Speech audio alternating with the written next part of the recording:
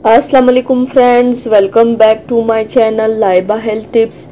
Viewers, अगर आप मोटापे का शिकार हो गए हैं और तेजी से बढ़ता ही जा रहा है तो परेशान ना हो। उसके लिए आज मैं आपको एक ज़बरदस्त घरेलू चीज़ें बताऊंगी जिसको सुबह नीम गर्म पानी के साथ 10 दिन तक खाने से जिस्म की चर्बी काफ़ी ज़्यादा ख़त्म हो जाएगी, जिससे आपका पूरा जिस्म फ्लैट हो जाएगा, वो भी तेज़ी से।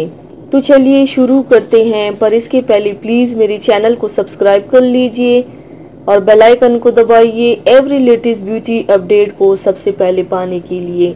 और वो चीज़ ये है, सुबह उठकर 1 कप जितना नीम गर्म पानी कर लें, फिर उसके साथ 3 अदद देसी लहसुन की फलियां साबित खा लें। अगर साबुत नहीं खा सकते तो छोटे हिस्सों में काट कर 1 कप नीम गर्म पानी के साथ खा लें और कोशिश करें कि चबा कर ना खाएं।